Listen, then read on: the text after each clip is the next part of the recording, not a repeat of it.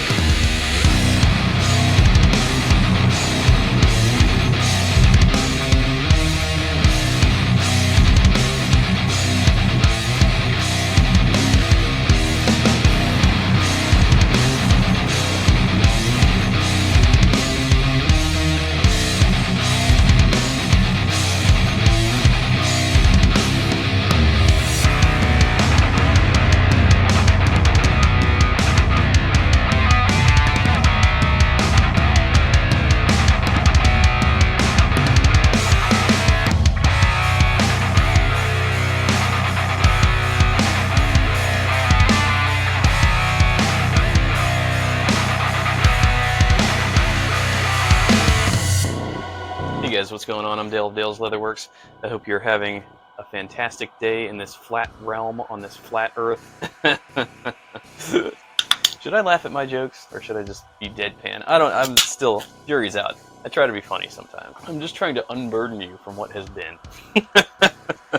Anyways, it's been a crazy week, folks. Before I really get started talking about these boots, I kind of want to recap a little personal anecdote that I had at the first Stitch Down Patina Thunderdome. I ran into one of the reps of this brand. She was a super nice lady, and she was having us try on boots to get our sizing down. Sizing is true to size, by the way. Do not size down with this brand. I'll get to that in a minute. But I'm talking to her, and I'm wearing my Trumans, and I don't know how we got on the topic of Brett Viberg. I've never met, by the way. I just like sort of stalk him from, several hundred miles south. But yeah, I was talking to her and we got on the subject of Brett Viberg and she's like, oh yeah, I'm friends with him and his wife. Yeah, we were in France last month. And she pulls up her phone and shows me all these pictures of her and Brett Viberg and, both of their spouses, and they're just on this vacation through France.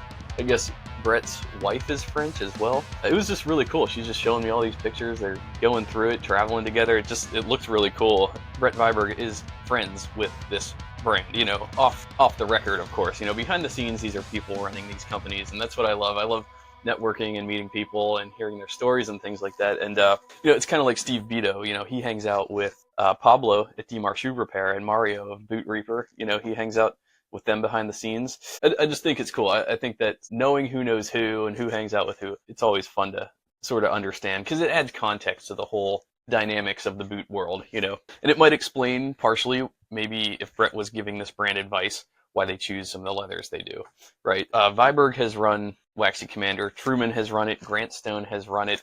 It's a very popular leather, and for good reason. We'll get into that. But first, let me read a little bit about this DB Hunter Cap Toe in Waxy Commander. So these derby boots beautifully blend traditional Western bootmaking with modern stitched-down construction, resulting in a durable and stylish footwear piece. 2 years of development went into finding the perfect last for comfort and support, and the use of premium materials like CF Stead, Waxy Commander, leather, and vegetable tanned leather insoles and midsoles add to the boot's quality and longevity.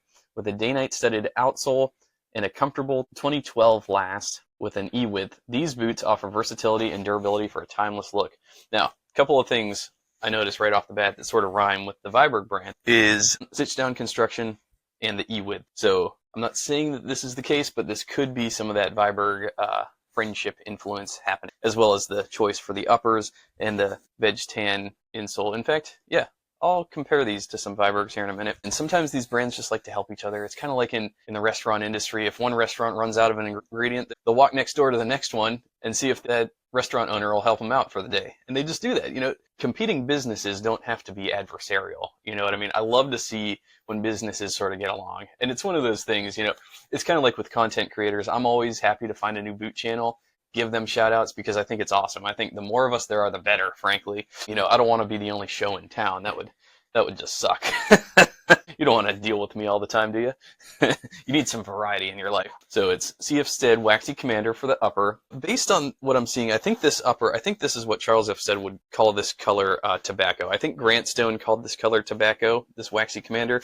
And what Waxy Commander is, it's a shrunken micro suede. It's a waxed micro suede.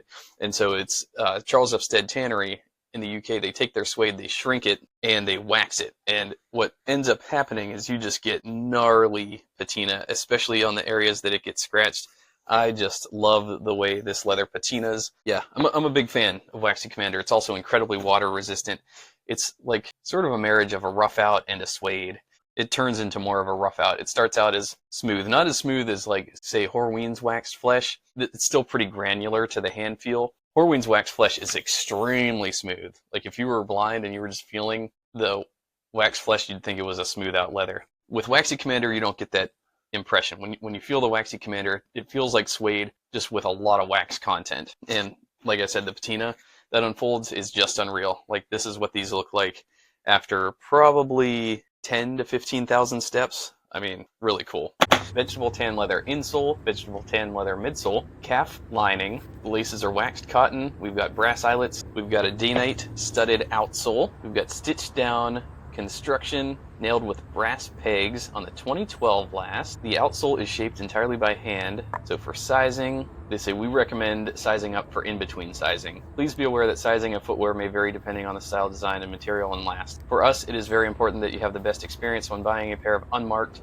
For that, placing your order, please check our size with our size guide chart. All sizing on this style are based on men's sizing. Okay, so they say for the US men's, a 9, which I am, is a Euro 42 and is a UK 8. And I've said it before, I'll say it again. When I see those three indicators in an alignment, the US 9, the UK 8, the EU 42, I know I'm looking at a slam dunk in terms of sizing. When I was at the Stitch Down boot camp and I was trying on their boots, that same girl asked me, hey, what size do you wear? I said 8.5. I got the 8.5s. They actually had a very beautiful pair of the same style in navy chrome XL, which I'm just in love with. That's probably my favorite makeup of theirs, of all their website. They also have this same DB Hunter in cherry, but I think the navy just is just beautiful. But anyways, I tried on the 8.5s. They were all too small. They were tight. They were small. I tried the 9s, perfect fit. So if you wear a US 8.5 Red Wing, if you wear an 8.5 in Truman, then size up a half size. If you wear an 8.5 in Parkhurst, take the 9. Take the 9, go a half up from Parkhurst, Truman, Red Wing, and that's about the best sizing advice I could give. And I was disappointed because they had those navy cap toes in an 8.5, and they were too small. So let's compare these bad boys. Let's do a size comparison. So these are my Vibergs in a size 8 because it's a UK sizing for Viberg. And yeah, I'm seeing identical length here. So these are, again, Viberg 8, Unmarked 9. Now, if you do have a narrow foot, you might be able to come down a half size, but I feel like the length is just perfect on these 9s. So oftentimes I find with the South American brands, their lasts tend to run small. Their scales tend to run just a little smaller. So for example, this is a brand that I just recorded today as well, the Cordobes boot, which I am now wearing. The Cordobes engineer boot, absolutely beautiful. I typically wear an 8.5 in most US boot brands. I ordered these in a 9. The fit is perfect. Don't size down with Cordobes, and don't size down with Unmarked either. I mean, I see some similarities. The patterns are obviously different. This is built on the Viberg 2040 last, so we have a little bit more of a bump toe there. But yeah, both boots have a perforated cap toe, which is my favorite cap toe, very dressy. The Unmarked are actually taller. So the Unmarked are 8-inch boots. Yeah, the Unmarked are 7 3/4 inches, so almost 8 inches from bottom to the top, whereas the Viberg are 6 1/4. Both have calfskin lining. The Viberg's calfskin is probably a little bit better quality. Yeah, a little bit better quality on the calf on the Vibergs. Yeah, the Unmarked just feels a little drier, but that's splitting hairs. That's okay. It's still a great lining. On the inside, we have Unmarked with a what appears to be a Dia de los Muertos, a gold embossed logo on there. Original Goodyear welt, made by hand in Mexico. Now, I am not a pagan, so I do not observe El Dia de los Muertos, but I do love Mexican culture and cuisine and all that stuff. And what else is interesting, so these are both made in Mexico brands. The shaft on the Unmarked as well as on the Cordobes are kind of slimmer. I'm guessing to accommodate a slimmer ankle. And I half wonder if the anatomy of the average Mexican foot, I know that among Hispanics, their feet tend to be more narrow, which is why you see boot lasts coming out of Portugal and Spain and Italy. They typically lean into those more narrow lasts, whereas the UK, Germany, Russia, their lasts, as well as for the Canada and the US, their lasts are typically more rounded out to accommodate more of a troll feet like my feet. I wonder if this narrow shaft here, if you compare that to, say, the Vibergs, the shaft just looks more narrow. Compare this to my Grantstone. Yeah, you can see it real good here. You see the shaft opening on the Grantstones is much bigger than on the Unmarked. Very interesting. I wonder what the story is there. I might be reading into things too closely though. So this 2012 last is similar, I'd say, to the 2030 in that we've got a little bit of an almond-shaped toe here, but it is definitely not the 2030. This is definitely different for sure. Really cool back heel stay, triple stitched down, sort of almost like a diamond cut pattern. It overlaps on the back heel stay. It overlaps over a separate piece, which is a back heel stay. So that's super cool. I rarely see that. Yeah, normally with the back heel stay, it's a separate piece from the back heel strip, but this back heel strip just completely sits on top of the back heel stay on the Unmarked. And yeah, this is a brand I've been wanting to cover for a long time. I'm really glad to finally have a pair. Oh, and really cool, like Aztec style pull tabs back here. It's got sort of a zigzag, which is reminiscent of like Aztec type iconography and architecture and symbology, I think. Again, I'm speculating, I'm not sure, but I think that's what's going on here. I love to see like that cultural influences in the boot. Even though this is very much a service boot at its roots, it's still cool to see like just little hints of where they were made. I really like that. Getting a look at some of their other builds. Oh, cool, they have what's called the Yolka boot in Eco White. It's kind of like a ski boot model. Now that is sold out, but that looks really cool.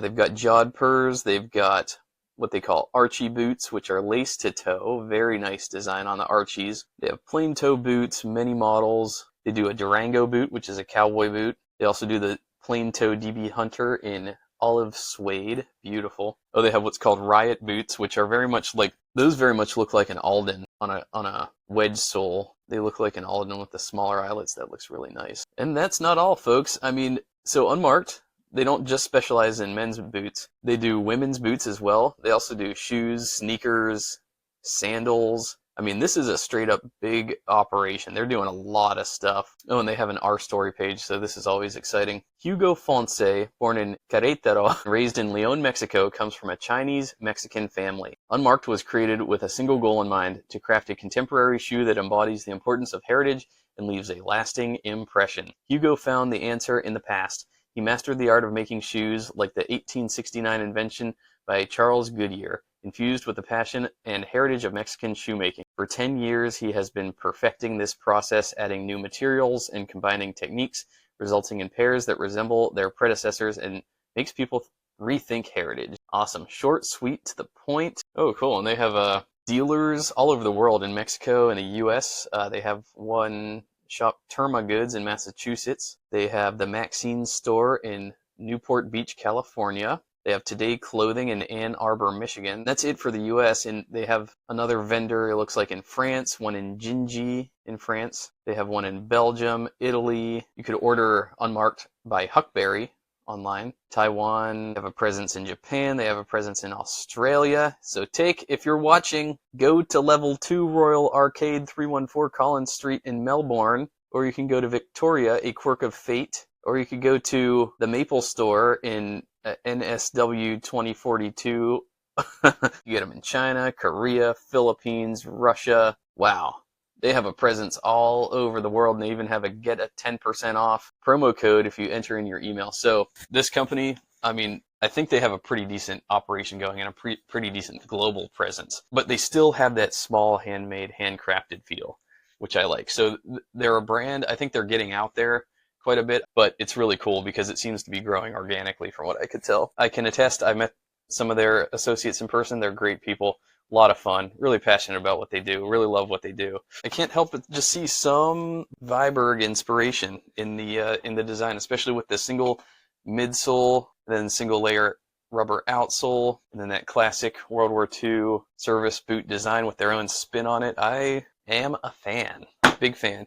And huge thanks to my stepson Evan for kindly and graciously lending his time yesterday when we took a hike through the woods, hung out at the lake, and he wore these because we're the same shoe size. Actually, he's grown into quite the young man now. He's pretty jacked. I can't tease him anymore. Yeah, he helped me out a lot with this video, so huge thanks to him. Plus, I think he probably models them better than I do anyways. With that, I'll shut it down. Thanks so much for watching, guys. Leave me your thoughts in the comments below. We'll keep the conversation going. Link to Unmarked in the description. I'm wishing you all a wonderful flat day on this beautiful flat earth. And remember, once you go flat, you never go back.